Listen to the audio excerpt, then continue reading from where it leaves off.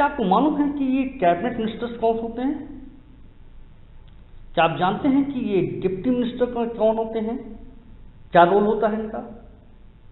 क्या आप जानते हैं कि जो राज्य मंत्री होते हैं उनको दो कैटेगरी में बांटा जाता है?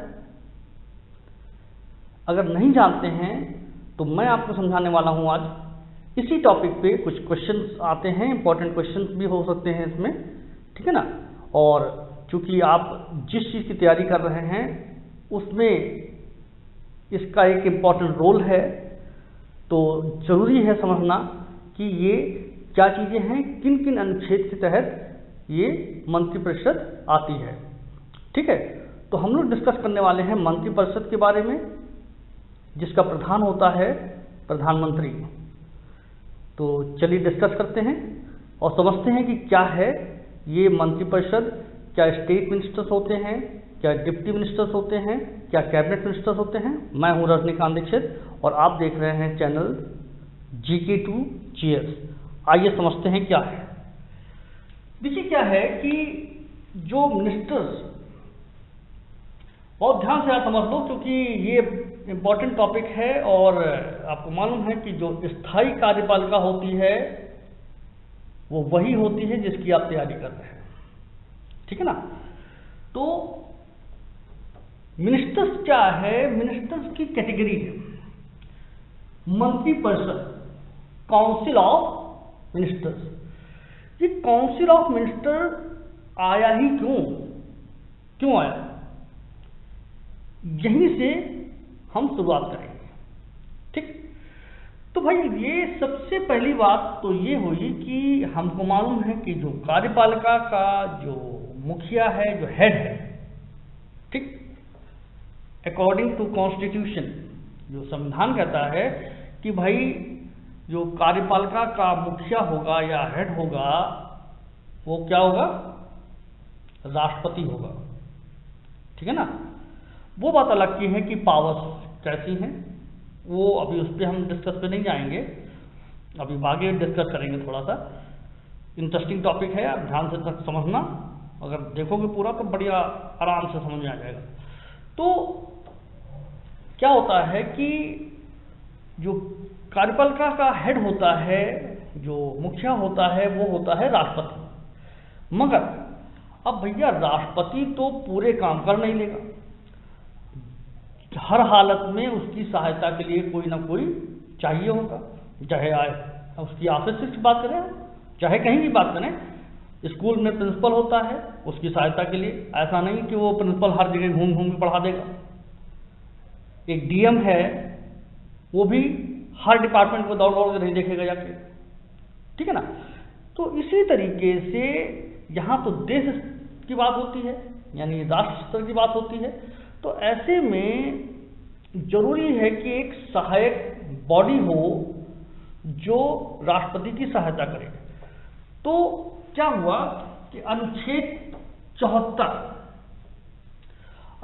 74 में एक बंद किया गया, एक बताया गया, या अनुच्छेद 74 लाया गया और कहा गया कि भाई राष्ट्रपति की सहायता और सलाह के लिए एक मंत्रिपरिषद होगी,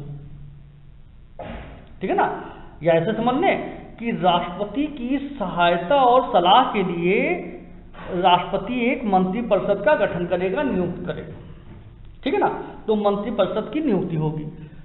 तो भाई वो जो है कैटेगरी आई इसमें। जो संविधान निर्माता थे जिन्होंने बनाया, तो उन्होंने सोचा कि यार अकेले राष्ट्रपति कैसे काम करे, तो उन्होंने एक ये जो है बात डाली। तो उसमें मंत्रिपरिषद का गठन होता है। जो मंत्रिपरिषद होती है वो, उसका जो मुखिया होता है वो होता है कौन? प्राइम मिनिस्टर, ठीक है ना। इस समय कौन है प्राइम मिनिस्टर? वेल नोन है यार, बताने होती है ना, ठीक। तो ये जो है काउंसिल ऑफ मिनिस्टर, इसकी कैटेगरी होती है। वो कैटेगरी क्या होती है कि जैसा कि हमने बताया कि इसका मुखिया जो है वो प्रधानमंत्री होता है। तो उसमें 3 कैटेगरी होती है, ठीक है ना। तीन कैटेगरी क्या होती है कि cabinet minister, minister of states, cabinet minister, minister of states and deputy ministers. ठीक, अब ये जो लॉबी होती है अलग अलग, ये अपना इंपॉर्टेंट रोल प्ले करती है, उस पर हम लोग डिस्कस करेंगे। मगर उससे पहले और देख लेते हैं ये। तो कहा गया कि भाई राष्ट्रपति जो है उसकी सलाह और सहायता के लिए एक मंत्रिपरिषद होती है। अब सहायता और सलाह तो दी जाएगी, मगर क्या सलाह दी जाएगी, क्या सलाह ली जाएगी, इस पे विचार किया गया कि यार मान लो कुछ ऐसा इशू है जो सुरक्षा से संबंधित है और उसको सलाह ली गई, राष्ट्रपति ने, अब किसी ने बता दिया, डिस्क्लोज कर दिया, तो ये जो दुश्मन देश हैं, चाइना, देख ही रहो, है ना। तो कहना मतलब ये है कि ये लोग तो है हमेशा इसी जुगात में रखते थे कि नहीं कैसे कैसे जो है कहाँ हमको चीज़ें मिले, तो वहाँ हम फुलपेज करें। ठीक, ऐसे में क्या हुआ कि एक और चीज जोड़ी गई, वो जोड़ी गई 74(2) में कि भाई कोई भी व्यक्ति इसको डिस्क्लोज कर नहीं सकता है, यानी इसको चुनौती नहीं दे सकता प्रश्न को कि क्या सलाह दी गई, क्या सलाह ली गई, कोई चुनौती नहीं दे सकता, कोर्ट में इसको लाया नहीं जा सकता या कहीं से भी उसको सार्वजनिक नहीं किया जा सकता है। ठीक है ना। इसमें एक ये उपबंध और जोड़ा गया, अनुच्छेद 74(2). अब साहब आते हैं आगे की उस पे। तो हमने बात की कि मंत्रिपरिषद का गठन करेगा और उसका जो मुखिया होगा वो होगा प्रधानमंत्री। तो भैया ये 75(1) जो कहता है वो क्या कहता है, 75(1) कहता है कि राष्ट्रपति प्रधानमंत्री की नियुक्ति करेगा और ध्यान से सुनिए, राष्ट्रपति प्रधानमंत्री की नियुक्ति करेगा और अन्य मंत्रियों की नियुक्ति प्रधानमंत्री की सलाह पर होगी। अन्य मंत्रियों की नियुक्ति प्रधानमंत्री की सलाह पर होगी। यही कुछ कारण है कि ये जो अनुच्छेद है, ये हम ये कहें कि प्रधानमंत्री को एक स्पेशल पावर दे देता है। ठीक है ना, ये स्पेशल पावर दे देता है। क्यों? क्योंकि राष्ट्रपति स्वयं जो है वो किसी भी डिपार्टमेंट को, यानी मंत्रियों को डिपार्टमेंट नहीं बांट सकता है, नहीं बांटेगा। वो प्रधानमंत्री की सलाह पर, जान लीजिए, प्रधानमंत्री की सलाह पर जो है वो डिपार्टमेंट डिस्ट्रीब्यूट करता है, यानी उनको शपथ दिलाता है। जिसको जिसको प्रधानमंत्री कहते हैं कि भैया ये इनके पास होना चाहिए, ये इनके पास होना चाहिए, ये इनके पास होना चाहिए। ठीक है। तो ये जो है 75(1) जो है वो क्या कहता है, फिर से सुन लीजिए, 75(1) क्या कहता है कि राष्ट्रपति प्रधानमंत्री की नियुक्ति करेगा और अन्य मंत्रियों की नियुक्ति जो है वो प्रधानमंत्री की सलाह पर। ठीक है ना, ऐसी बात इसमें कही गई। अब यानी प्रधानमंत्री के पास वो पावर्स हैं कि वो जिसको चाहे जो बनाए। यहीं से मामला शुरू होता है कैबिनेट, स्टेट और डिप्टी का। आप समझिए इसको। तो कैबिनेट मिनिस्टर्स वो होते हैं, वो लॉबी जिसको प्रधानमंत्री समझते हैं कि ये उनके बहुत विश्वास पात्र हैं और योग्य व्यक्ति हैं। ये मतलब वो लॉबी जो सीनियर मोस्ट होते हैं, या हम ये कहें कि जो विश्वास पात्र होते हैं और जिनको यानी प्रधानमंत्री के मतानुसार जो लोग उनके कहने पर चलेंगे, उनकी सहायता करेंगे, आगे सरकार को चलाने में सहायक होंगे, जो बहुत अच्छा जो नीति निर्माण होगा उसको करेंगे, सहयोग करेंगे। इस तरीके की बातों को लेते हुए कैबिनेट मिनिस्टर्स जो हैं, यानी वो लॉबी होती है जो बहुत ही विश्वास पात्र लोग होते हैं प्रधानमंत्री के। प्रधानमंत्री उनको ही ये इम्पोर्टेंट जो मंत्रालय हैं, जो इम्पोर्टेंट जो है मिनिस्ट्री हैं, उनको देते हैं डिपार्टमेंट। आप इसको समझ लीजिए कि जैसे जनरल, आपने देखा होगा कि जो कोई भी कैबिनेट मीटिंग होती है, कैबिनेट मीटिंग में राजनाथ सिंह, अमित शाह, है ना, जो आपकी वित्त मंत्री हैं सीतारमण, ये कुछ ये विदेश मंत्री हो गए, है ना, सुब्रमण्यम जयशंकर, उनकी बात, यानी ये कुछ लॉबी ऐसी होती है जो हर जगह आपको जो है वो प्रधानमंत्री के साथ मिलेगी।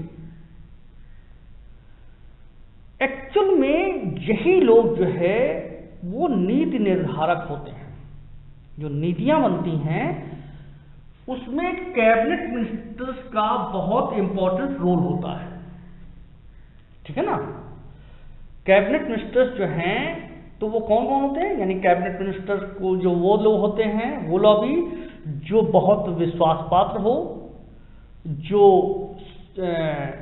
योग्य हों, जो नीति का निर्धारण करें और प्रधानमंत्री के सहयोग के लिए हमेशा तत्पर रहें, ठीक है ना।